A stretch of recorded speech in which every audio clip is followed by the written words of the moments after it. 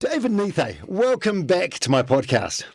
And thank you for having me back. And congratulations, mate, on the PodLab. You know, the last time it was at your place in your little room, and here we are now in the PodLab. So congratulations, you obviously set that goal and achieved it. This is something I feel slightly awkward about. Like it's not really, because one of your big things is about goal setting, and I was saying before, and I feel a little bit embarrassed about this. I'm not really like a goal setter per se, or like a 5-year, 10-year plan, but I do start something and I work on it every day, and it's amazing, even without a clearly defined goal, if you do that, where you will end up. Mm-hmm. Well, remember we talked about this, where intentions and attentions align, right? So what do you intend? You intended in creating a PodLab, right?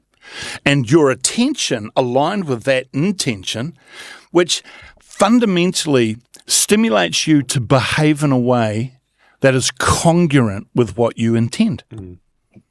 Well, I'm thinking all the time about the podcast. Like when I'm out running, I'm thinking about the podcast and how I can grow the podcast. You're obsessive, mate. And that's what most, exceptional people are.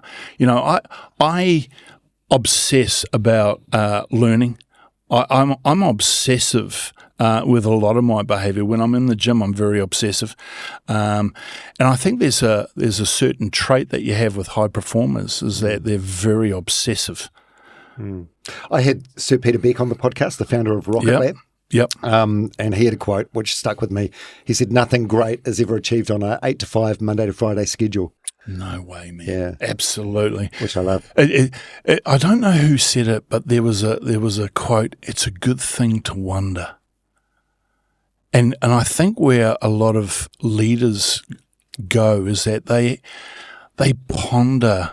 They ponder the technology, they ponder projects, they ponder ideas, and that's not something that you can almost physically train for. It's just you can maybe create an environment that supports the probability of really igniting that. A lot of thinkers, for instance, would go in somewhere quite isolated, so that we weren't distracted to be able to think and ponder. Yeah. The reason by the way, I had you on the podcast 2 years ago when this book came out, The Winning Mindset. I wanted to get you back because I thought it's perfect timing at the beginning of 2026. It's definitely not the sort of podcast that'll be for everyone, but it'll be for a specific type of person. Yep. And I thought anyone that really wants to make significant change and improve their own life and subsequently the life of the people in their sort of solar system would benefit from this. So that's why I brought you back. That's cool, mate. Well, like a kick up the arse for people in a way. Yeah. Okay. So maybe what we could do is making a start and going, okay, so how do we go about this? Now, I truly believe in life by design, not life by default. And I think a lot of people live life by default. And we were talking off mic before about, we're thrown into this world. We don't get to choose our circumstances. We live and then we die. And I think, there's an importance to really find meaning and make something out of your life, not exist through life. And a lot of people tend to exist through life. Fuck that, right? So, I talk about life by design. So I'm going to use me as an analogy because, again, there's a whole lot of areas that we can go into. But fundamentally, start with the end in mind. So a lot of people are going, look, another year of this, I'm freaking over it. So I think where you got to start with is this. The quality of your life and the quality of your performance, for instance, is directly related to the quality of the questions you ask of yourself and qualified others.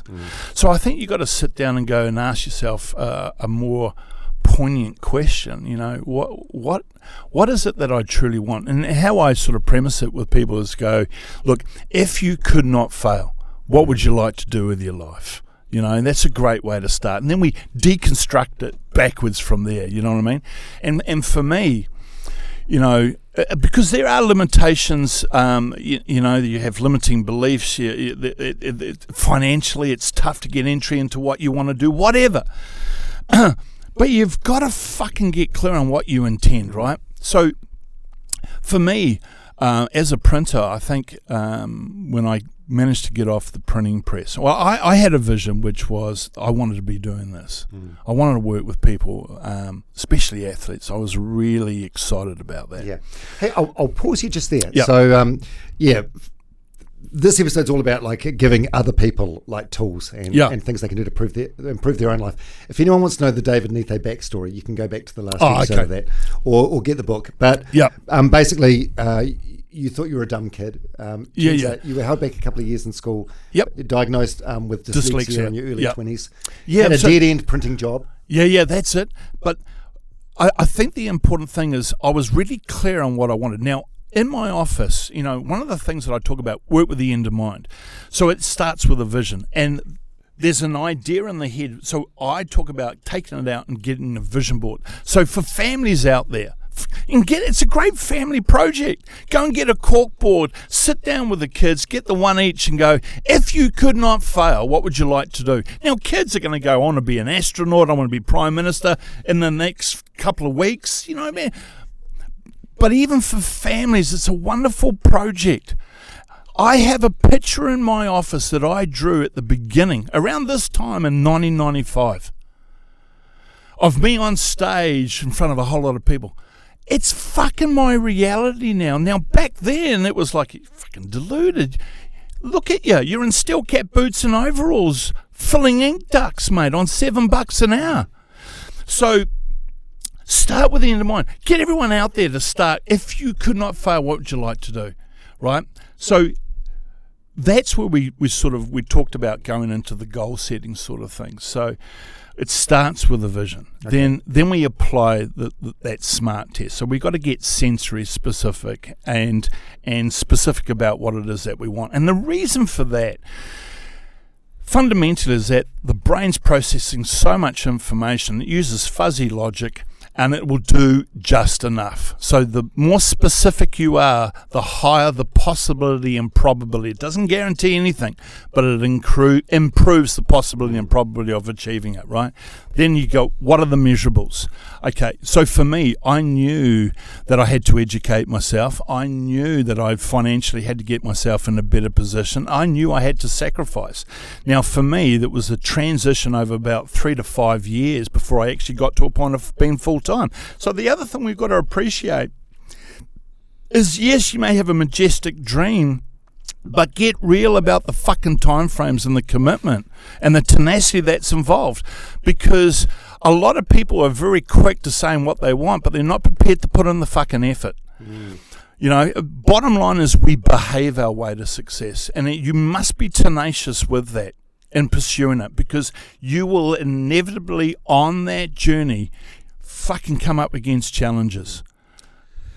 You mentioned vision board before, which I feel like maybe it's a Kiwi thing, but a lot of New Zealanders would be maybe like too sheepish or embarrassed to do it, or at least embarrassed to show someone else it. What sort of reaction did you get like 30 years ago when you had a vision board with you on stage? Did people mock you? Everyone loved it.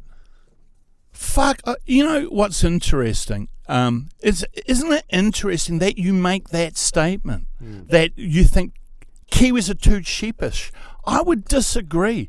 I would say we are one of the greatest nations in the world for being visionary, entrepreneurial, punching against our weight. You know what I mean? We punch up a grade. You know what I mean? So I would say,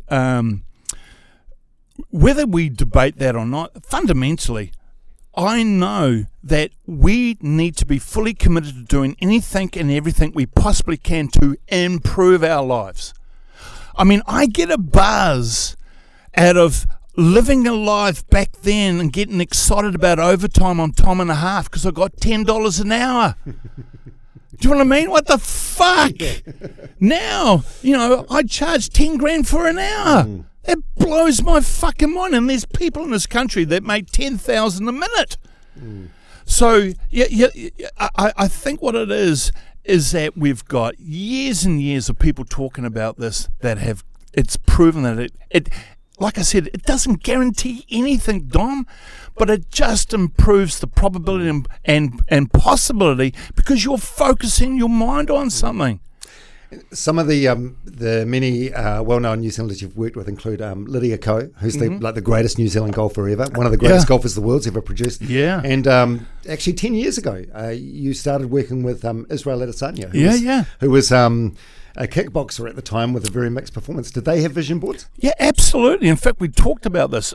Lydia Ko was 8 when she brought her a vision board, and what she had done, and remember, it's very important that the vision board is sensory specific to self. So I don't want pictures of your idols. I get kids to do it especially, and they come up with all Messi and all those other great football players, and I want to be, and I'm going, hang on there. Take the shirt and put your face on it, because the brain, there's a theory called the cocktail theory, right? So if you're in a party and there's a lot of noise and a lot of people talking, but if someone yells out "Dom," you'll turn around because you'll recognize that, right? So self recognizes self. So when it's sensory specific, it's real to self, right? So Lydia basically had a beautiful dream, because kids are wonderful, right? Because they haven't been contaminated with society, right? But she had an image of Annika Sorensen holding the US Open, chopped her head off and popped her head on top of it. So Israel had the same thing. He had the UFC middleweight UFC champion belt superimposed on a picture of him before he even had a UFC contract. So again, it goes back to any thought that I continuously hold in my mind will soon seek expression through some practical means. And what it does too is that sometimes, you've got to appreciate we have between 60 and 80,000 thoughts a day. Fuck knows who was the poor prick who had to keep count, but anyway, that's what we've come up with, right? So what I'm interested in also is ensuring that the majority of those thoughts are congruent with what you intend. Okay, then we've got realistic with the process, unrealistic with the vision, as we go through the SMART test. A for accountability. So the SMART test is sensory specific and specific about what it is you want. What are the measurables? To whom am I accountable to make it happen? Because then you override the procrastination. Realistic with the process, but unrealistic with the vision, and then timeline, deadline. You start applying all those things. Now, we talked about this. You were probably applying a lot of those principles, even though you weren't intentionally writing them down. When do you give up? What I mean by that is, say there's a kid that does what you're saying, and they take a photo of Will Jordan or Bowden Barrett or Damien McKenzie and put their face on the body. When do you accept, okay, you're not going to be an All Black? Or for me, the Golden Globes have just introduced a podcast category. Right. So I say I have a vision board of me like winning a Golden Globe. When do you give up? Even if you don't reach that, like for me, I'm not going to win a Golden Globe for Best Podcast, but why not? Well, it feels like you've got guests like me on, Dom. It's inevitable. It's probably going to happen. No, but I can see the benefit in that. If you think that high, yes, even if you fall short, you're going to be further. A better version of yourself. Remember, have the best of intention. Let go the outcome. Remember, we talked earlier.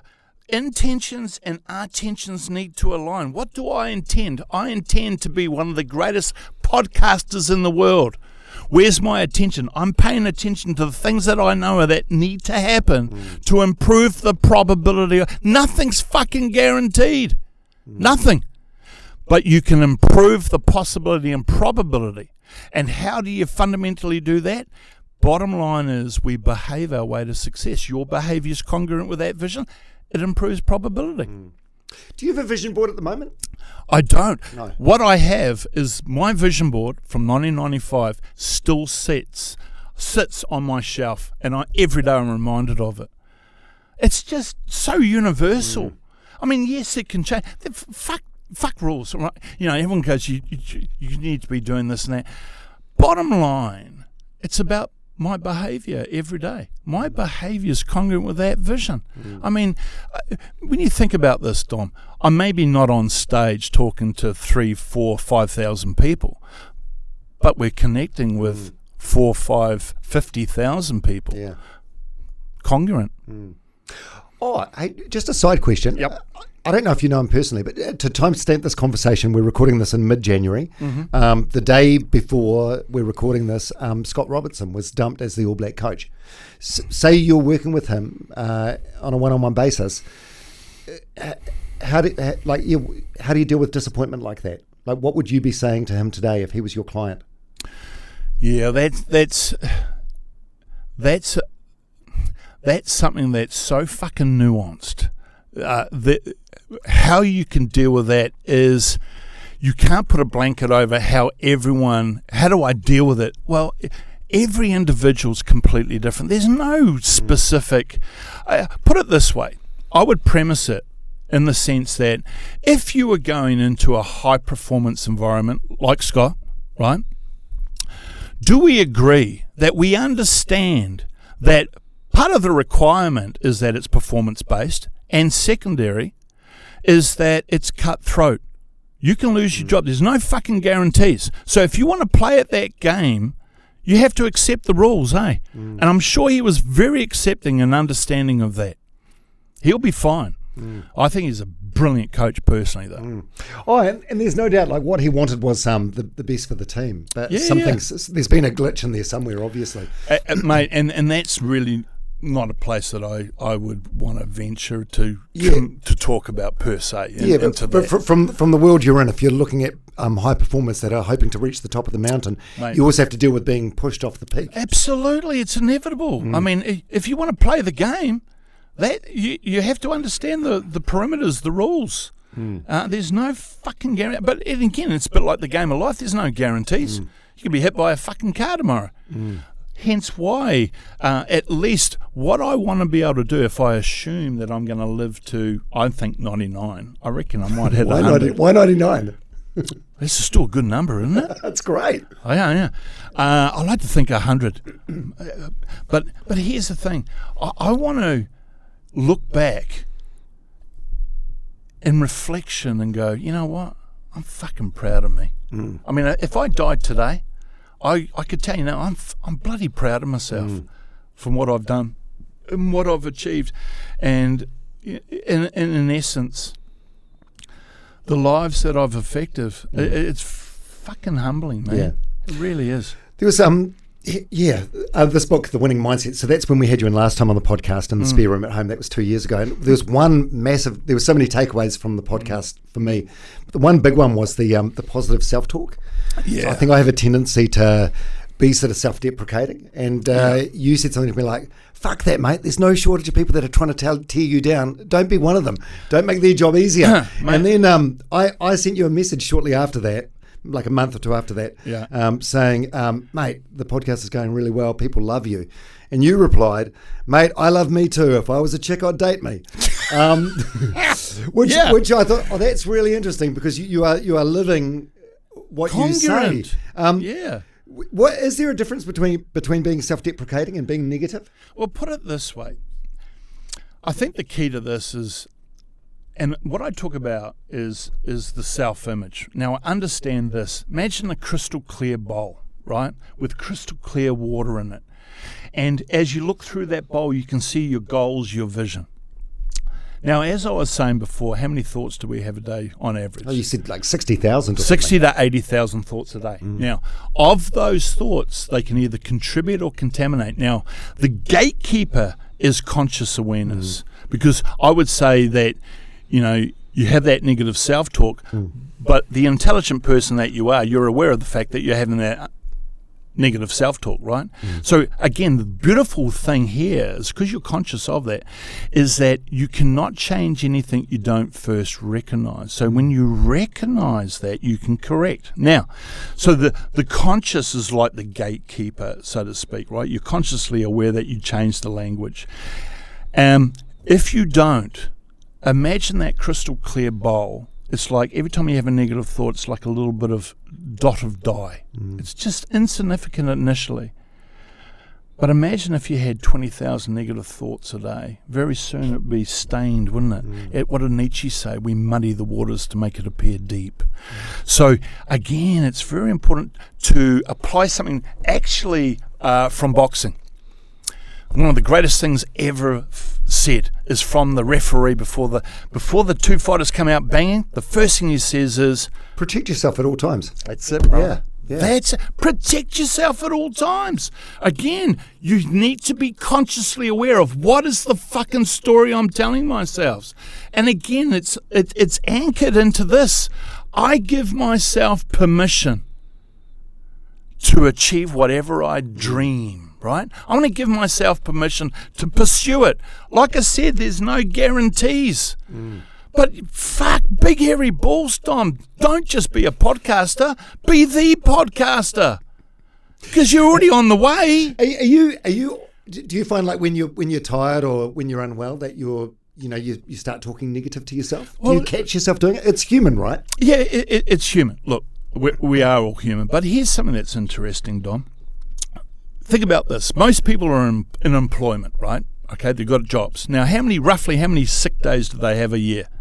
You get 10, I think. 10 Fuck, really? I think that's the legal entitlement. In my day, it was like fucking 5. It's doubled. Actually, what the hell? I was, I think it was under Jacinda Ardern's Labor government. I was talking to someone about this the other day. I used to take it as a badge of honour that I'd go for like 2-3 years without a sick day. But it's sort of use it or lose it. So I kind of regret that now. I think if I was in the system now, I'd yeah, and I think I disagree. Look, here's the interesting thing. I've been doing my work for 30 years, Dom. Do you know how many days I've had off sick where I've had to cancel the day's clients? How many? 3. One every decade. Well done, mate. Your maths is fantastic. One every decade I have to cancel because I'm sick. Mate, there was a beautiful movie back in our day. Remember Predator with Arnold Schwarzenegger, right? Yeah, I got There's a wonderful scene that sums this up, right? And so they're fighting. Where are you going with this? Bear with me, Murray. Right, so there's a scene, and the guy turns to his mate and he goes, "You're bleeding." And the guy turns around and says, "I ain't got time to bleed." And he said, "You got time to duck?" And he fires up. I haven't got time to... That is so poignant because most people put more time and effort into creating their victim story than they do about getting off their ass and creating something. Why is that? Because it's the easier option. But you're only holding yourself back, right? Correct. I mean, look, let's go back to premise it on this. You, as an individual, are the most majestic project you will ever work on. Not your home, not your home and your bathroom and all and work and other stuff. Fundamentally, it starts with you. You are the most incredible project you'll ever work on. And that will be worked on to the day you die. And when you understand that, it's so beautiful. And knowing, you know what, today I want to think about something that supports me in becoming the best version of myself, because that's the most beautiful project and the most beautiful promise you could ever keep to yourself.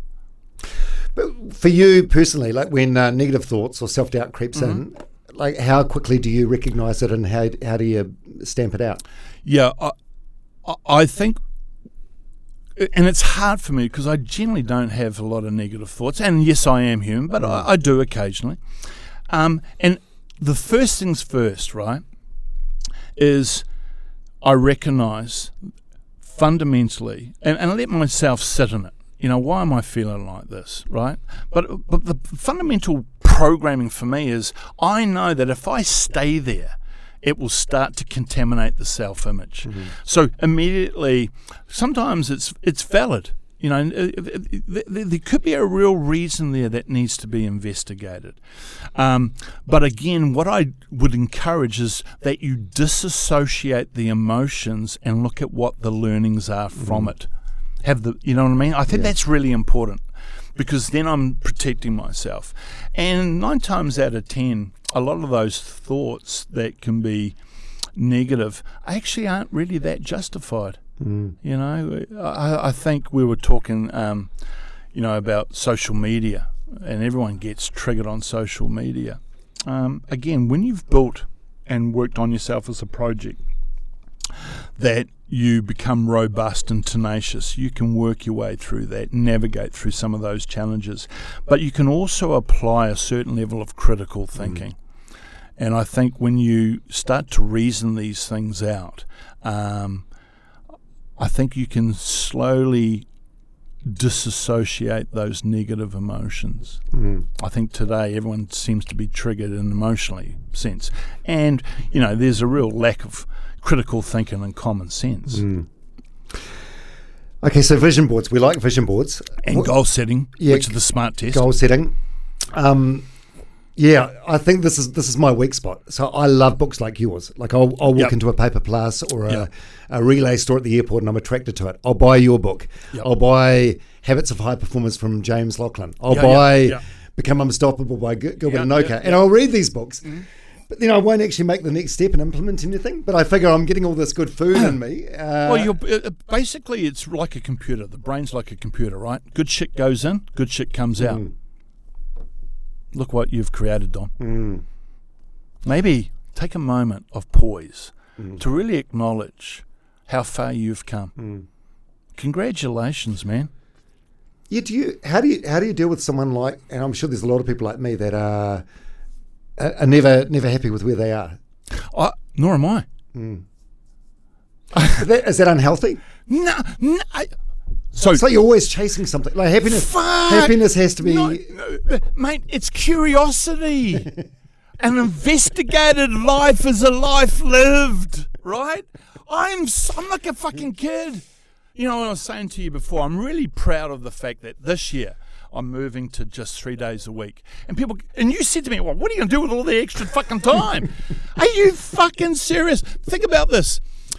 What were you like as a kid when you went into a toy store? Were you like, oh, look, how long have we got? It's like, fuck, I'm off.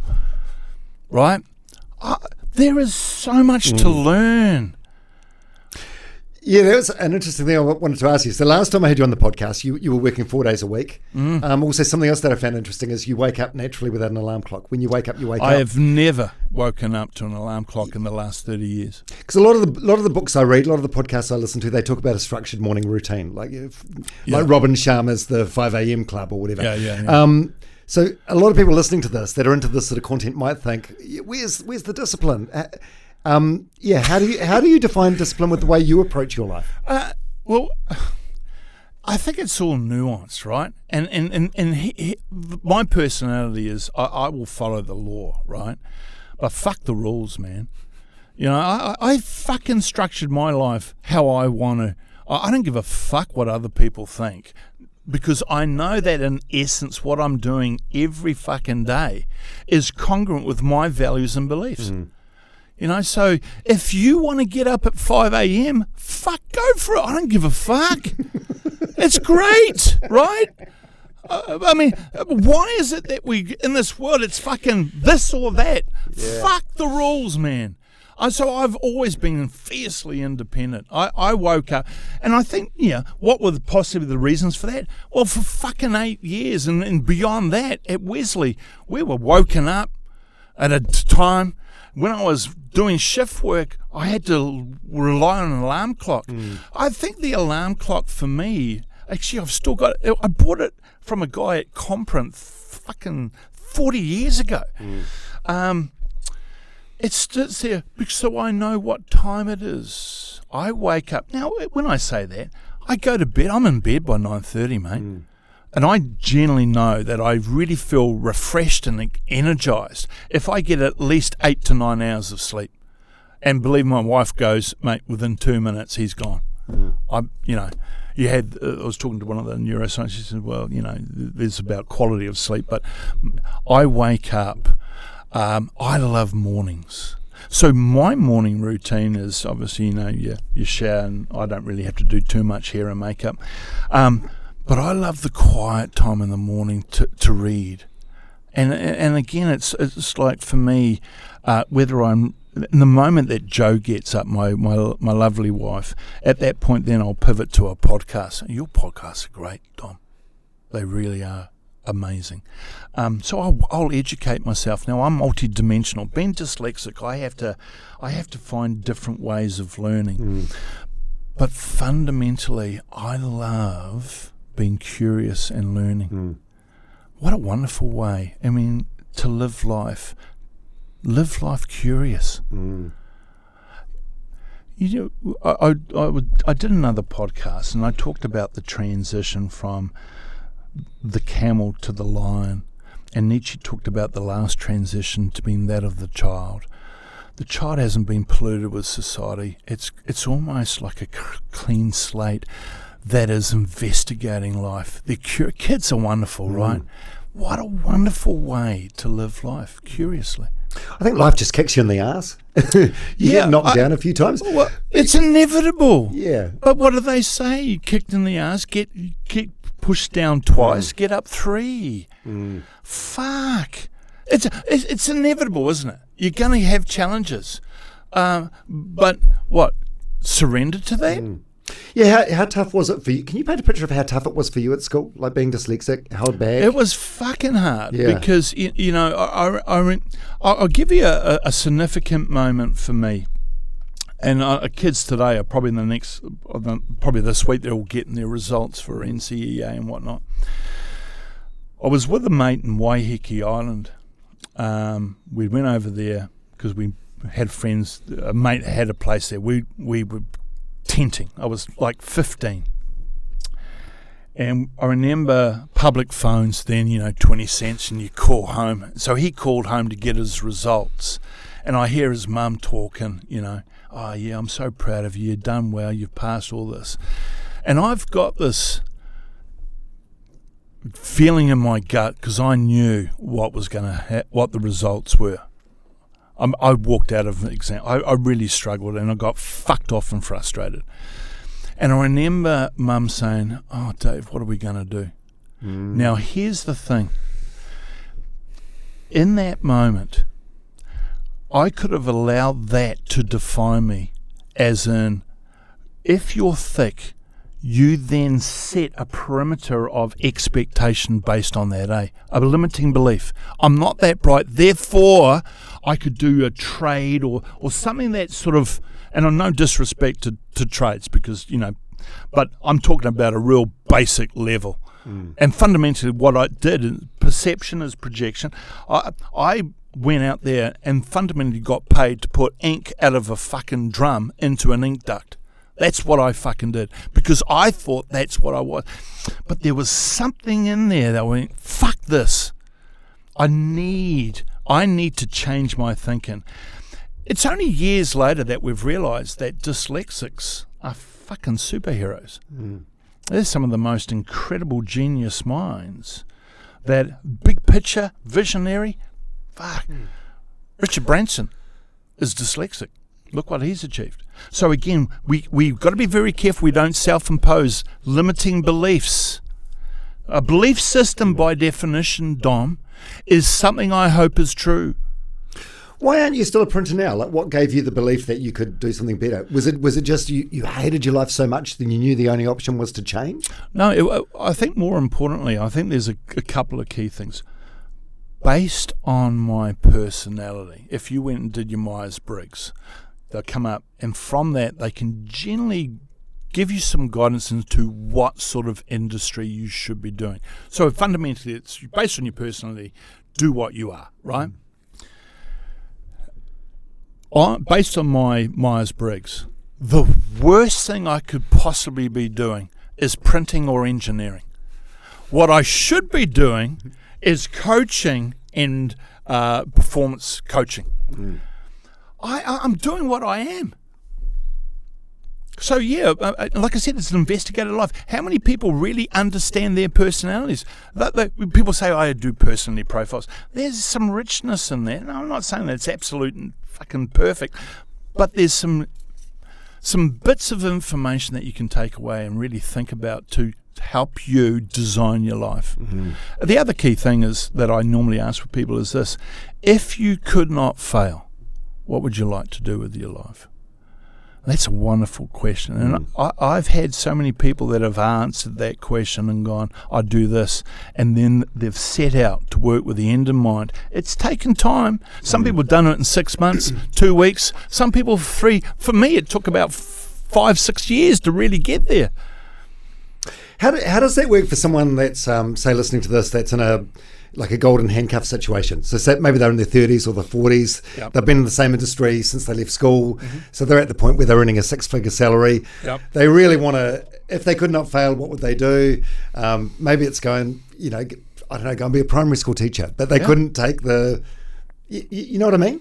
Well, again, they've got a family, they've got a mortgage, they've got commitments. Well, that's where you got to negotiate what are your core values, right? So again, something else that people need to unpack is living congruent with your core values, and a lot of people really don't even consider that. What are your core values? Values, by definition, are probably the best way to explain it is a preference times a priority. And a belief system, you have belief systems, but values are like a belief system on steroids. And you have these core values and we attach these belief systems to them, right? So sometimes you've got to ask yourself, I value. And when you start working through that can be very challenging. I say to people, look, what I like you to do is take a moment and I want you to come up with your 10 values that are important for you, right? And then from then, and believe it or not, identifying those values for a lot of people, they get to about 3 or 4, and then after that, they're fucking, I don't know, because again, they've never asked the question. Remember, the quality of my life is directly related to the quality of the questions asked. So start asking them. From there, then I say, right, let's put it into a hierarchy. What's your number one value? And I know what you're going to say. Well, what's your number one value, David? My number... Terrible impression. Oh, sorry, mate. No, what are... I was going to ask you, what are your core values? My number one value, for me, is freedom. Freedom.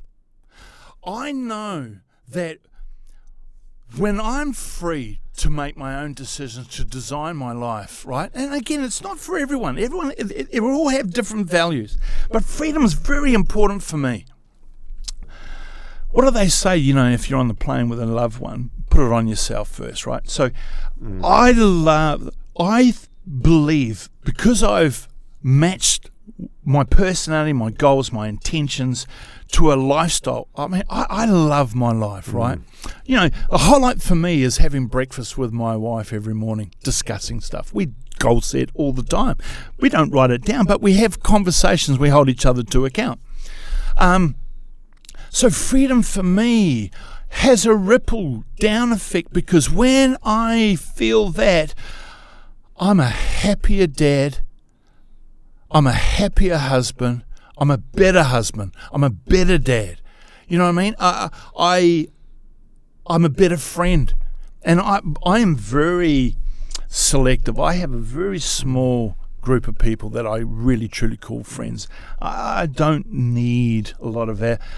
So I don't give a fuck about online and shit. I'm happy. I had someone say to me, "Oh, you should be scaling up your business," and fuck, I don't want to. It's not congruent with my values. This is the thing I find confusing about you. So your number one value, you talk about freedom. Yeah. Just when we were in the kitchen outside before coming in, you gave me some exciting news that this year you're going down to 3 days work a week. 3 days a week. And how did you respond? What did I say? I can't even. What did I say? What are you going to do with all the extra time? Oh yeah, no, but this is the funny thing with the extra time. You were studying more, so you can work more. No, I'm to studying. Make you a better. No. I'm studying more because what did I say before? You are the most majestic project you'll ever work on, right? So where's my curiosity? It's in philosophy, especially. I want to dive deeper. Now, part of the motivation for that, Dom, is you got to appreciate from all my schooling years to the age of 21, I had a belief that I wasn't that bright. When I overcame that and learned how to learn, so again, it's all proportionate. A lot of people have finished university and a master's by the time they're 25. Fuck, mate, I've only just started. I actually, the next semester, I finish my degrees. I've already finished my philosophy degree, but I'm finishing my psychology degree. So I come out in May this year with 2 degrees. But that in itself was something that scared the fuck out of me, because I had that history of not that bright. And where fear lies, there lies your task. I fucking attacked it. I am proud to say, mate, I have an A- grade average in philosophy. I go back, I never dreamt. I work my wife will tell you, the amount of research and writing and reading that I did, that I had to do to get that grade. Fuck, I worked my ass off. Yeah, so you're starting at a lower entry point, so you have to work harder than other people. I loved the answer you gave to that question, because most people that cut down to, say, 3 days work a week would do something unproductive with the extra time, like binge watch Love Island, or I don't know, sit on a chair at home. But the fact that you're using it to fulfill your curiosity, and it's really cool. Yeah, you definitely walk the walk and talk the talk. Well, I've been told that constantly. You know, and I talk about this. I talk about being congruent, and I think that's important also as a coach. You know, I'm working with high performance, and I'm demanding of them the very best, but I need to be demanding that of myself, especially in those key areas. Is it what's easier, working with a high performer, or just someone, say, like me, that just wants their life to be better? And the reason I ask, it's like high performer, I suppose they want to be the absolute best in the world. Someone that wants their life to be better, you just want to be in the top 10% of society, surely. There is no difference. Yeah. And what I mean by that is, the excitement that I have in working with an individual is the excitement that I have in working with the individual. I don't really care if you're just average Joe or a high performer. I love seeing people improve and change. So it matters not to me. You know, if 1 minute I've got a UFC fighter, and the next minute I've got a company director, and the next minute I've got a 12-year-old kid, it doesn't matter. I just love working with people. Do you have a good bullshit detector? Like, if someone comes to you for their 3rd, 4th, 5th session, and they say they've been giving it 100%, can you tell they haven't been giving it 100%? I am renowned. I've had so many people where, put it this way, I'm very good at sniffing out the bullshit.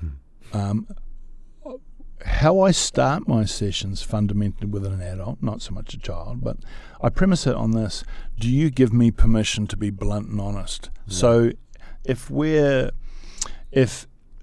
won't tolerate that sort of thing. Now, again, I am not everyone's cup of tea. I'll grant you that. Like, some people come to me and go, look, Niethe's not really my thing. And that's okay. It has no reflection on what I'm doing and how I'm doing it. It's just like flavors of ice cream, right? Does that hurt your ego even temporarily? Couldn't give a fuck, mate. Seriously, why should it? Because what you got to appreciate, mate, is that it opens the door for people that I really want to work with. If I have to I'd be triggered every fucking day, wouldn't I? I'm not. I really am. I think that's part of my style. And the thing that I'm really proud of is I attract to me what I want. And so generally, it's very rare that I have to get to that point. Most of my clients come in. The one thing I ask of my clients is bring in an attitude of curiosity and energy. You bring that, we will have a magical session. If you don't, then it's probably best you fuck off. And I'll tell you, I'll give you a little example. That's not the conversation you had with Lydia Ko when she was 7 and she walked in your door. Right, Lydia, fuck ya. But here's something that's interesting. I had a conversation, and I won't go into details of who the person is, right? But I had an individual who's a high performer. Well, put it this way, potential. And we sat down, we had a session, we had a little half hour and had a conversation, and I sent to task some things. But what I sensed was as I said to her, look, the most important thing you can bring to these sessions is an open mind of curiosity. Anyway, when I get monotone response with, right? So the scenario is, instead of having a session, I started getting freaking clear. And the mother of this individual was listening in. And I get an email, because I'm basically saying, hey, listen, I don't want to waste my time and your parents' money, blah, blah, blah. And I talked about what's really important with an attitude in these sessions. I got an email from the mother going, David, I listened in on that because you weren't aware that I was outside in the hallway. And I just want to thank you. Thank you so much for being so blunt and honest with this person. I felt so excited about finally someone is speaking some truth. So, yeah, look, I have a style like everyone's cup of tea, but, 30 years, Dom, I get results. Results speak. You know what's interesting? 30 years, I've never advertised my business. All my business is referral. Never, ever will you see me online going, this is why you should see David Niethe. Fuck that. My clients and my results speak for themselves. Yeah. So I'm already booked out to March. Well, fundamentally, there's a few gaps, but I'm booked out weeks and weeks in advance. And it's been like that for 30 years, mate. It's pretty cool. How good. Yeah. I outsourced some questions here. So these are kind of random. Okay. How do I stop negotiating with myself every time things get hard? You cannot change anything you don't first recognise. So recognise the pattern. Now, again, sometimes there's no true answer. So think about this in leadership, because people say to me, leadership's about making a good decision. And I say, yep, to a certain point.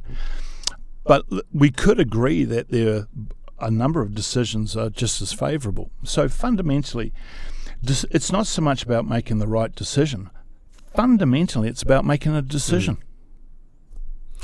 Yeah, I agree. Make the decision, then make it the right decision. And if you have to pivot, you pivot. Yeah. But make a fucking decision. Be decisive. Be assertive. My inner voice is brutal. How do I shut it up without lying to myself?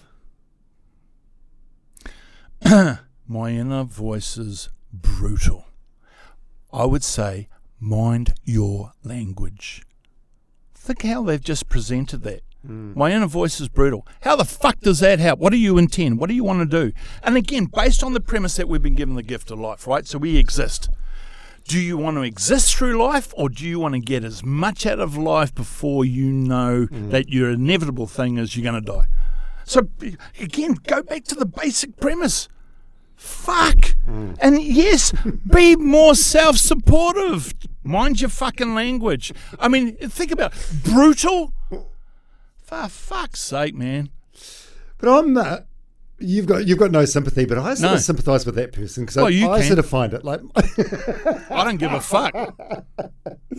But is it about when you hear yourself like talking negatively to yourself, like just putting the handbrake on and does that language contribute or contaminate the essence of who I am? You answer that question.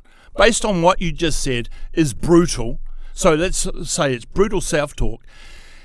If you want to surrender to that, that's your fucking choice. But fundamentally, life's about making good choices, eh? Would you agree? It's a good choice to be a little bit more self-supportive. And as I said to you, preserve the learnings, disassociate the negative emotions. Because again, the brain will fucking lie to you. We get emotioned all the time. But again, we've got to reason this. But some of the absolute best in the world that you work with, like the breakers in 2015, 2016, Israel Adesanya, UFC Hall of Famer, Lydia Ko, world's best golfer, they've got to be talking tough to themselves sometimes, don't they, to push themselves to be better? Absolutely, but what's the intention behind it? By pushing themselves to get better. So what is their intention is to get better? I mean, I'm the same in the gym. I'm never satisfied. I want to be the strongest mother in the gym. I don't know why. Why did you self-censor? Why did I beat that? Too late. Fuck, you want to talk to David Niethe about that. So but it's got a loving intention. Again, it's the difference between those thoughts. They either contribute or contaminate. So it's, again, becoming self-aware of it. What's one unglamorous habit that consistently separates people who improve from those who stay stuck? Habit. Well, I think the key word here is habit. So the difference between the two are the habitual behaviours they display on an ongoing basis. Yeah. Bottom line, we behave our way to success. I overthink everything. How do I get out of my own head? How do you? He's off. He's off the leash. Okay. I'm going to go out for a couple of minutes. You go. Fuck me. Okay. So first and foremost, here's what I would premise it with, right? How do you know you're overthinking? Compared to what? Do you have access to my mind? No. So you wouldn't know if I'm overthinking or underthinking. But you would know if you're overthinking or underthinking. Yeah. Okay. So if you're overthinking, explain to me what overthinking is. Well, it is what it is. It's just, I suppose, overthinking or getting in your own head or... Okay. So here's the thing. The overthinking in of itself, does it contribute or contaminate? Okay. So we know potentially then that it's contaminating. Okay, so we can then go, well, what is the conversation that I'm having? How do I change that? And if I'm overthinking, what I do know is what is it that I intend. So let's put this into the context of, ideally in athletic terms, flow state, right? And to, again, the intention behind the overthinking could be loving, because, you really want to improve. But what you do know is that ideally we've got a frame of reference. We know we're aware that we're overthinking. We want to get back into flow state. So how do we best override that? Well, one of the best ways to do that is to recognize that I'm overthinking. And again, that thinking in of itself is normally attached to feelings, which is then reflected in physiology. Right? So again, you overthink and you're stressed, right? So what's your physiology like? So one of the best ways to hack it is to recognize it and then change the physiology. So think about this. We have, out of 100% of communication, we have words, we have tone, and we have physiology. The one that makes the biggest bang for buck, only 7% of communication is words. The rest is tonality and physiology based on NLP. Right, okay. So if I'm going to attack, do I need to change the language? Or, more importantly, hack the physiology. Think about this. We tend to have a physiology when we're sort of overthinking, right? So one of the best things you do to help deal with that, and I'm talking in the contents of a moment where you've got to perform, right? I'm not talking about at home on the couch, right? In that moment, this is when I talk about you can anchor into state, so changing physiology. So I'd encourage you, act as if you did know, because the contamination can have an impact on your physiology and your commitment to what it is that you want to achieve. Right. So act as if. So people go, well, if you didn't know, I want you to act as if you did know. And I have this with clients when they go, well, how do you show me without verbalizing that you know? What's the first thing they do? Well, I change my physiology. So again, it's being consciously aware and then deploying strategies that are supportive. The analysis could be done after the game, for instance, and you can look at what I need to improve on. Then you start programming to make improvement. But in that moment, it's about fundamentally staying in the zone. So there's 3 simple states. And so stage 1 is just being calm, right? Now, I'm all for being calm under pressure. But I would say that what's probably even more important is to, in the contents of sport or business, is to stay assertive under pressure. Because, you have to be assertive with your decision making. I mean, it's nice to be really calm, but again, at the end of the day, it's about asserting yourself into that environment, whether it's playing or whatever. So calm, and that's when I talk about 4-5 slow. So breathe in for 4 through the nose, hold for 5, out slowly. That helps change the neurology. Right, so the neurobiology in the brain, the cortisone, etc., is then replaced with serotonin, dopamine, etc., etc. Okay, we're in a better, calmer state because we can't make good decisions when we're emotional. The next, we talked about the child is blissfully happy. I'll guarantee you, your best athletes, when they absolutely love the game, they tend to shine. I just love it. I mean, for you, when you're running that Sydney Marathon, even though it must have been fucking challenging and painful, there must have been a real sense of satisfaction and going, I chose to do it. I'm fucking proud of myself. I'm loving this. And the last one for me is sometimes when you need some help is disassociate and borrow resources. So what I talk about that is the Übermensch. Do you know what I mean? That alter ego.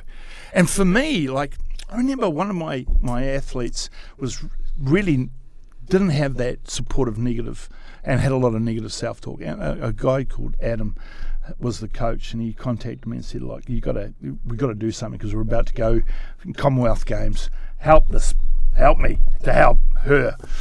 Her name was, and she'll be very happy to mention it, but her name was Tracy Lamberts. This is going back to the Commonwealth Games, and shit, man, she anchored into this lioness, right? Because originally she was from South Africa. She anchored into that. And I said, I want you just to act as if. So kids are good at it, eh? Adults, we're shit. We're embarrassed about it. But kids, when you're a kid and you got a piece of wood, it became a sword, a rifle, came here, right? Your imagination, right? So we anchored into that alter ego. Israel did it beautifully into Style Bender, right? And what it does is that you change the physiology so that there's less probability of negative self-talk to pollute and to sabotage your performance. So between those three, you whatever's necessary in the contents of the requirement. For me, I used to talk about the bull. So when I was doing strongman, I never competed as David Niethe. David Niethe was a mere mortal. But when I was a 10,000 kg bull, not a mere mortal, I'm a human being, right? So I've limited. But when I became a 10,000 kg bull, holy shit, man! I'd go on there, and I used to freak out under in the powerlifting. I would always have this nervous system response, and initially taking out the bench, for instance, and the first thought I'd have, they've misloaded the bar, it's too light. And what it does then, my absolute conviction in knowing that I will finish this lift, I have done all that I can in alignment to bring forth the best version of me in that moment. That's majestic. Yeah, the alter ego thing's interesting. We talked about this a little bit last time on the podcast. And there's other examples too, like Kobe Bryant was the Black Mamba. Yes. Even Beyonce, she's got a stage presence. Sasha Fierce. Absolutely. And again, but it seems like a lot of adults listen to this and think, this just seems weird. Well, it's their fucking choice. I'm not here to I don't give a fuck. Again, you know me, Dom. I'm not here to preach and say you should be doing. I mean, if you don't want to fucking believe it, then don't fucking believe it. And the contents of what I do with a fucking client at that time to get them the very best, this is what I've done, and I've got the fucking track record to prove it. So fuck up. Yep, okay, if someone wanted to start next Monday, what could they? Why not next Monday? Why not now? If someone wanted to start today, now's good. What can anyone listening to this do in the next week to set themselves up for a great 2026? Well, maybe start with some pondering. What is it? And again, sometimes it's not so much about I know what I want as it is I know what I don't want. What don't you want? Well, I don't want to be fucking struggling financially. I'm fucking over this. I know for me, again, I go back to the quality of your life and the quality of your performance is directly related to the quality of the questions you ask of yourself and qualified others. Not the man on the street about finances who's got his cup out. You know what I mean? Driver. For fuck's sake. So, again, maybe start with identifying what it is that you don't want. And then what's the opposite of that? And what is it that I need to do? I mean, for me, I'm really proud of the fact that I've set myself up financially. That's why I only have to do 3 days a week. I've invested well and whatnot. But the key to that, and maybe we could pivot off this, 3 Steps to Greatness by a wonderful man called Jim Rohn, who he was my idol back in the 90s. Did I tell you I've got a photo with Jim and I've shared this? I'm just saying. Anyway, Jim Rohn, 3 Steps to Greatness, right? Number 1, set goals. We've discussed the SMART test, the vision board, blah, blah, blah. Okay. The second, educate yourself. And 3, have a financial plan. Educate yourself. I'll tell you now, education by definition, all right? That's very broad. It doesn't mean to say you have to get a degree in neuroscience, but educate yourself in becoming the best version of yourself. What did I say earlier? You are the most majestic project you'll ever work on.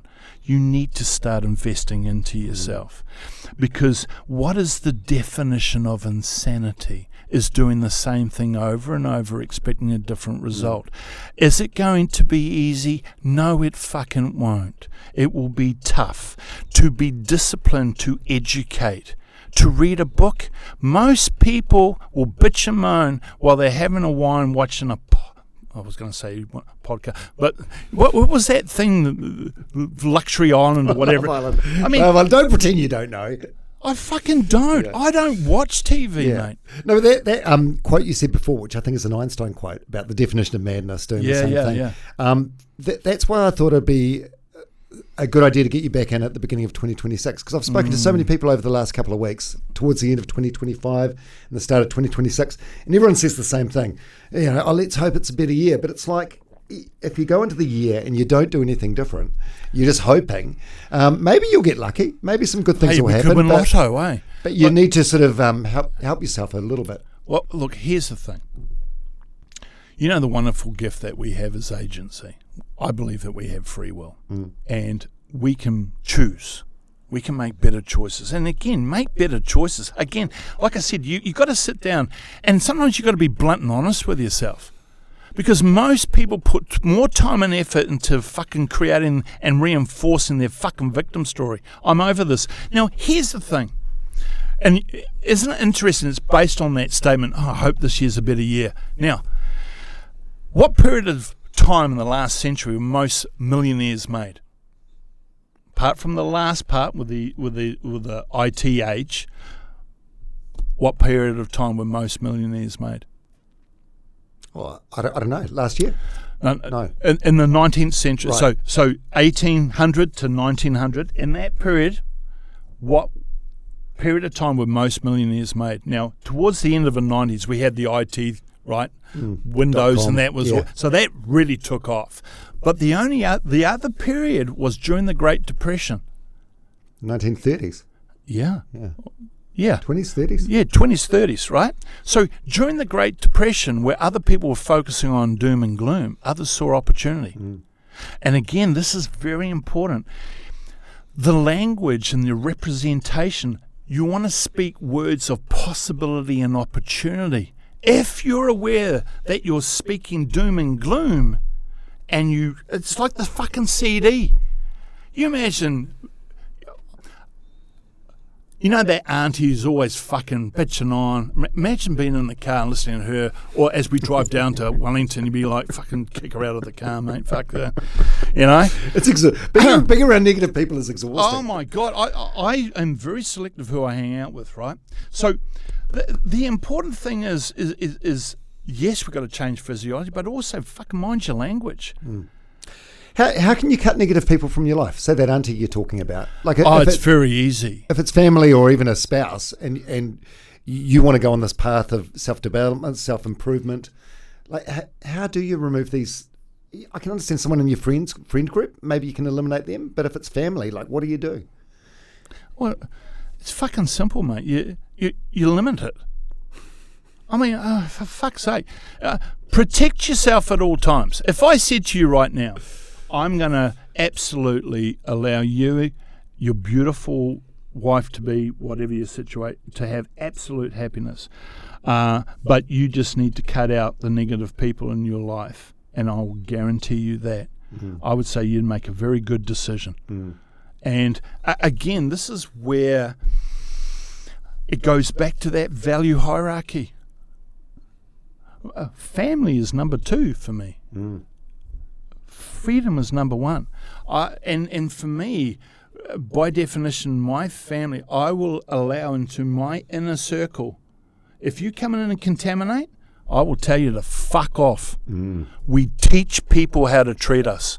So you come into my house and you fucking disrespect it. If I went into your flat and had a shit on your lounge, you would lose the fucking plot and tell me to piss off. Right? Dave, this is your last time. I know. I'm sorry. I got a diaper on now. But here's the thing. You would not tolerate that. We teach people how to treat us. Seems like there's been like just a few very, very basic points that have been recurring in this chat. The contaminate or contribute, that's come up a lot. Yeah. Which says to me how important it is. You need to be aware. I mean, and again, this is where I get all these. I think the worst device is this, and it's also the best device. And I think really what it comes down to is learning how to manage it. I think you can be. I think we get to a point, especially when you think about media online, and a lot of it is negative orientated because it's all clickbait, right?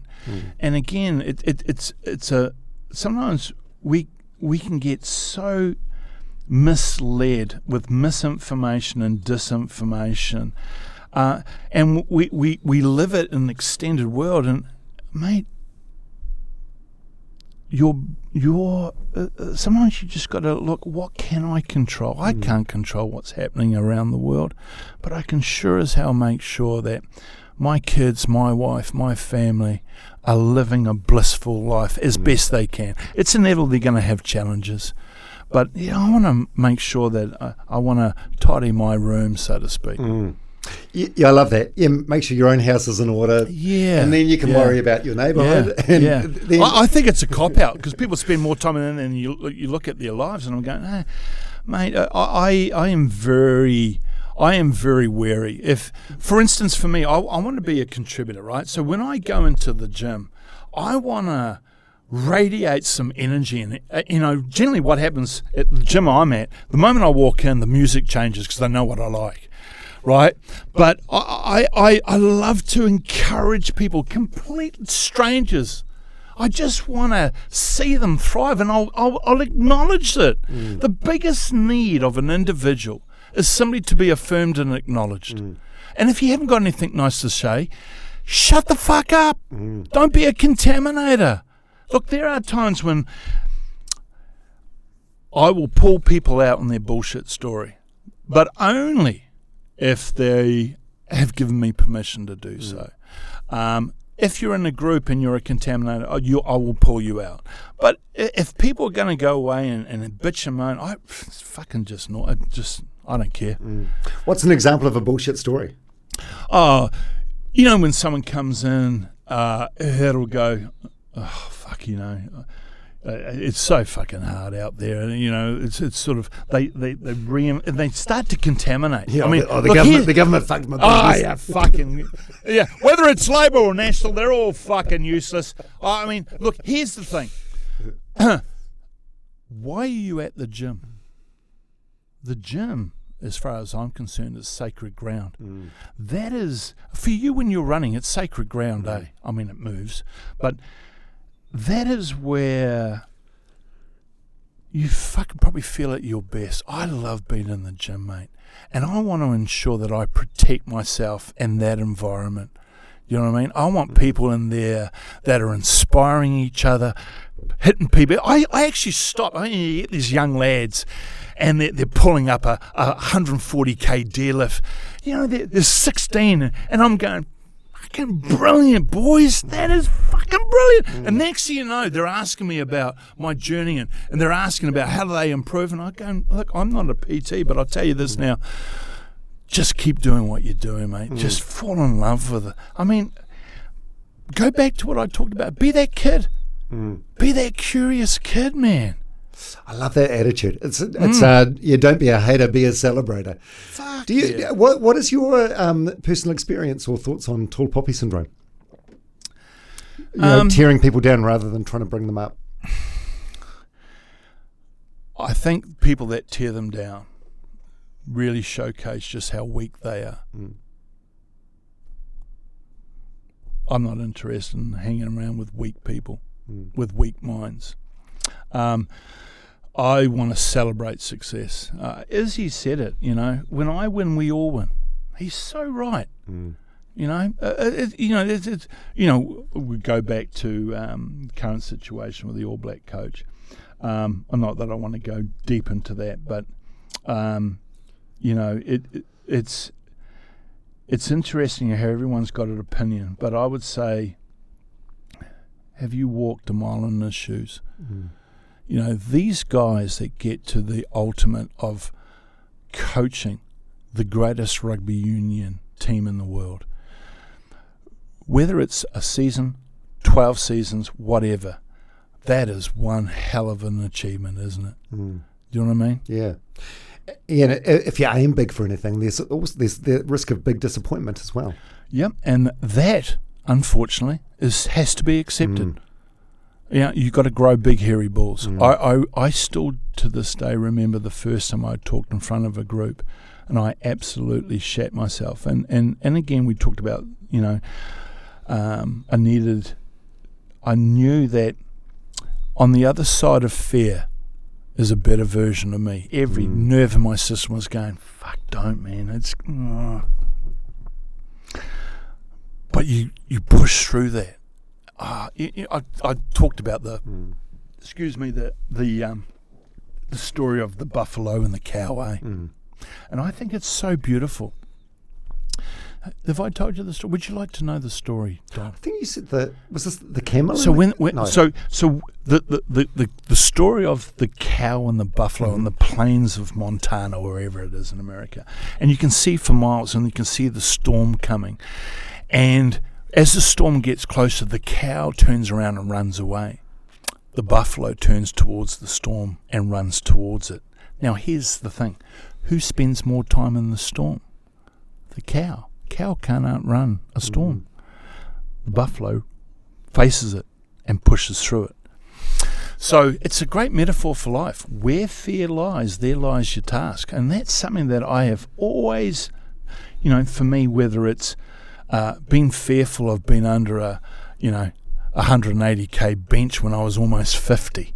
It scared the shit out of me, but I knew that's when I'm most alive, right?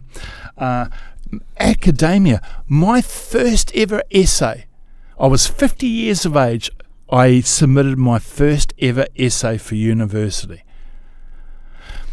To this day, it's one of the very rare moments that I actually cried, because I was waiting for that result. I was shitting myself. I've never written an essay.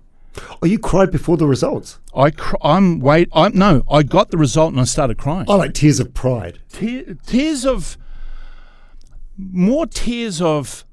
pride in the sense that I had overcome a bullshit story that I had believed for many, many years. That's the essence of life, the overcoming. That was probably one of the proudest moments. My proudest moment last year was seeing my son go up on stage to get his PGA professional certificate. Wow. That was so cool. Did you cry then? No, I'm trying hard not to though, mate. I'm in a group of people, you know what I mean? Oh, there's Dave. It's his dad. He's a high performance coach. Oh, what's wrong with that though? I know. I did get emotional. It's not like you're having I am seriously, mate. It's an age thing, mate. I was wiping tears, mate. I was so proud of him. Yeah. Yeah. Shit, this is a great chat. I always feel so inspired when you come in. Oh, thanks, mate. Yeah. Just a couple more. Okay. I feel guilty prioritising myself. How do I get over that? Give yourself permission. Yeah. Great affirmation. I give myself permission. You know, again, that is the most loving thing you could possibly do, is to put yourself first. Now, I think we're sort of brought up with this altruistic mindset. You've got to be of service to others. I just don't think that's robbing you as an individual. I mean, I feel, you know, I'm going to share something that I really don't share very often, Dom, and I think, and it's not because I want to blow my trumpet, but it's something that I think needs to be said because it's really important and congruent with what we're talking. I pride myself. Joe and I sat down, and I've been doing this 30 years. I have gift back free coaching and seminars to the tune of over $1.5 million if you added up all my seminars and my hourly rate. I love giving back, but I can only give back because I am in that position that I can. You know, you've got to, you know what they say, pay yourself first, man. Hey, I got some questions that are Dave Niethe specific. Oh. What's the biggest mistake you've ever made? Oh. Fuck.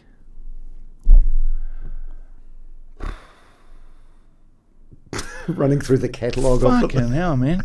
No, I really struggle here. I think the biggest mistake that I made was believing the bullshit belief system that I held in my teens. That narrative that I'm not that bright. I reflect now that it was justified because I was vulnerable, and the feedback that I got from peers was saying that I was. And in actual fact, I've realised now that they were wrong. I'm dyslexic and I have a superpower. So fuck them. If you dwell on that too long, does it make you sad thinking about that kid, that skinny, scared kid? No, I'm proud of him because look. But again, I don't dwell that much. I'm sort of forward thinking, mate. You know, I'm excited about the next couple of weeks and the years and whatnot. So occasionally I ponder, but fuck, man, it's understanding this. It's a constant becoming. It's not just that is. You know, we are constantly evolving every day, physically, mentally. You know what I mean?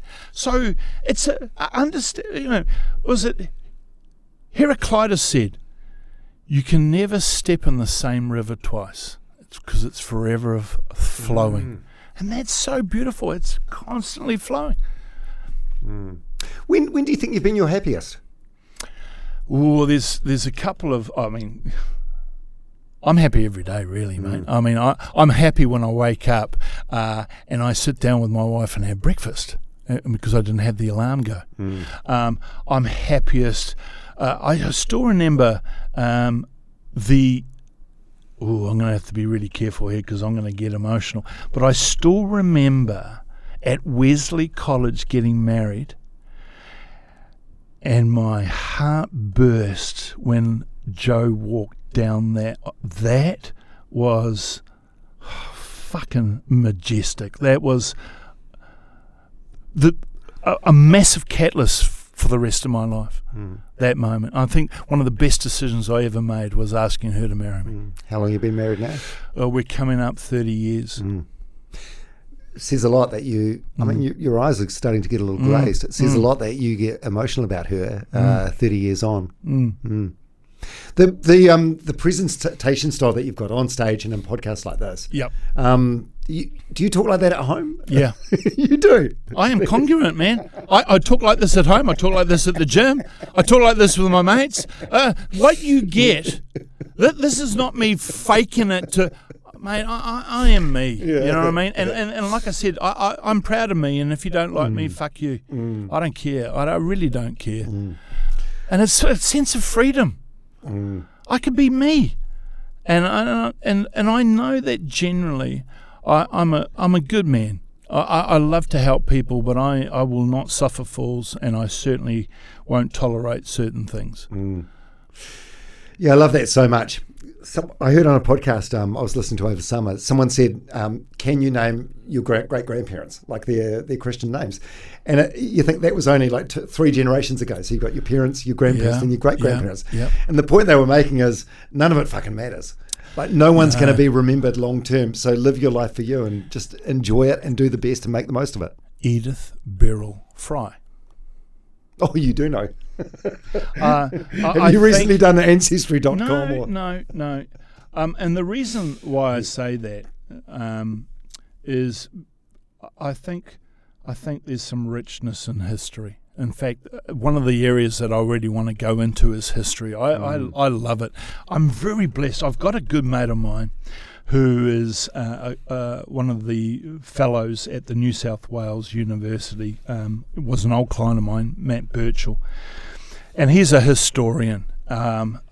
We get on, the two of us talk history, political history, political philosophy.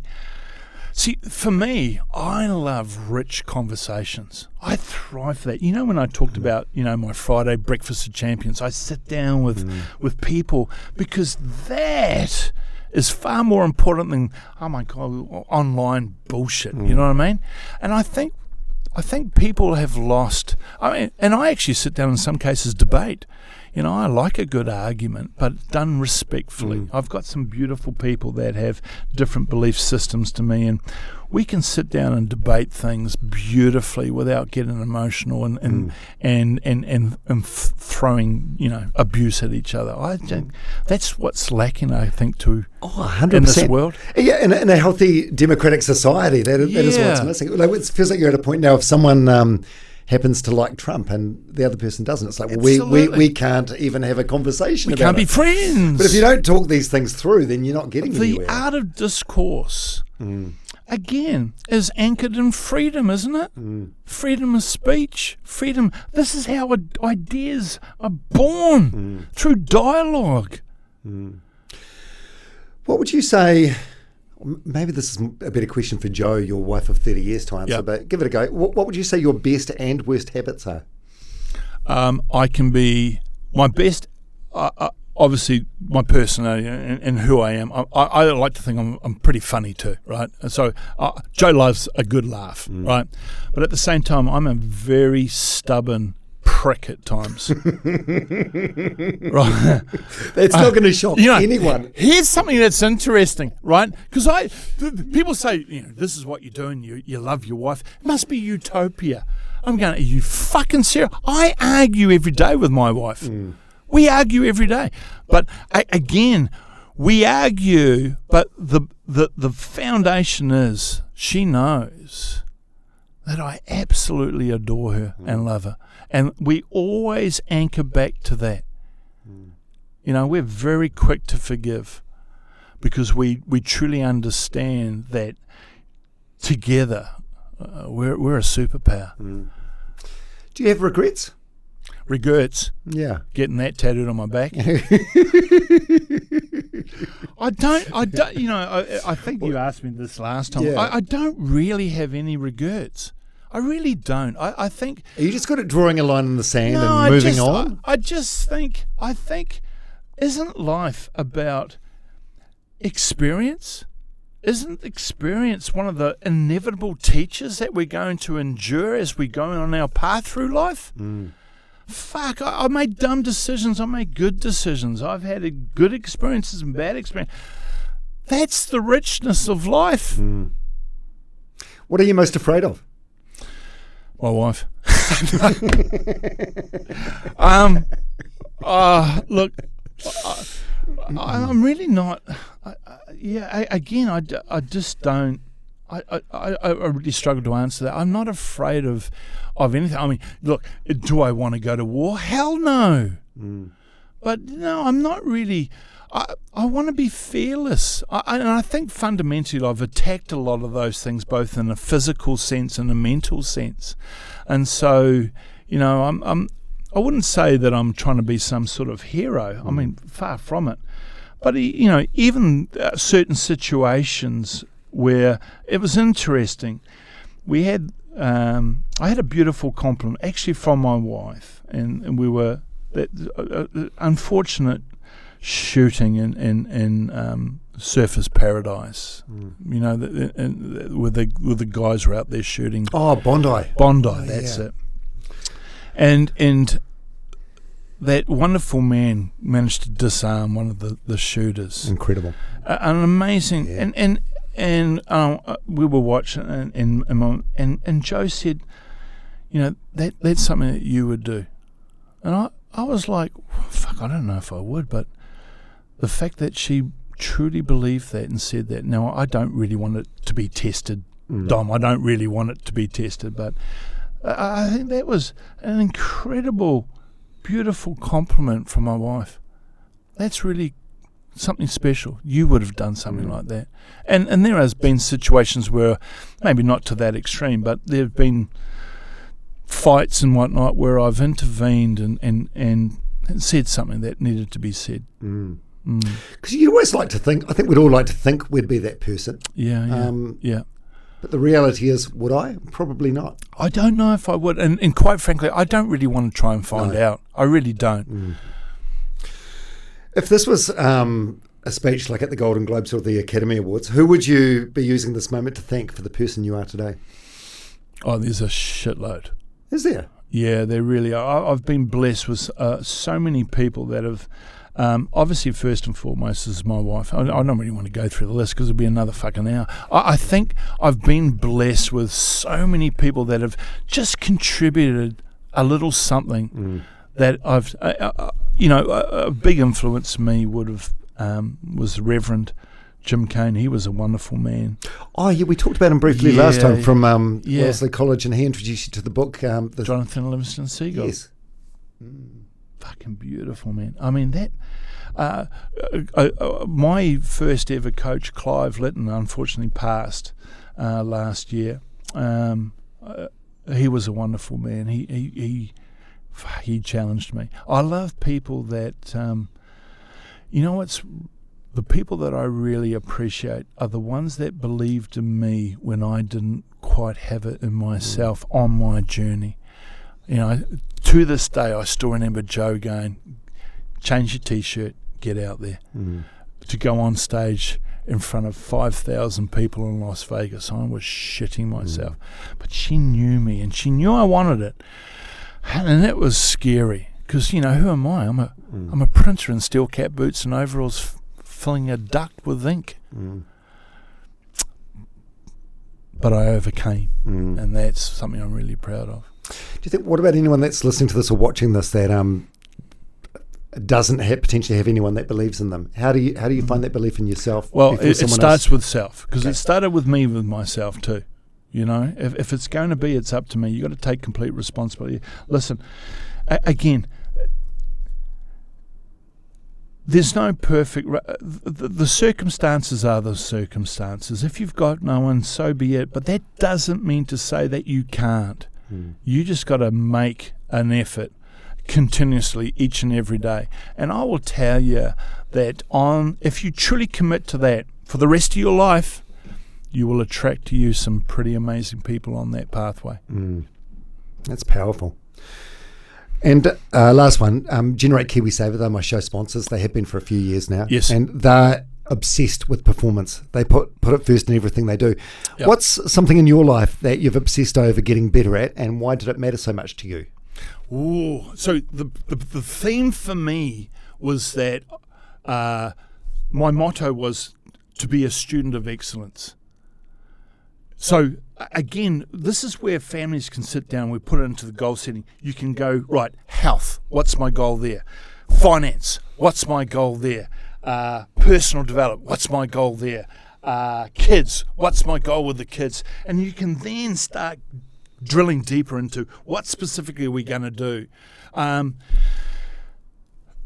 So, for me... especially in a physical sense, I wanted to be the biggest, strongest mother beep I could be. Don't know why I beeped that again.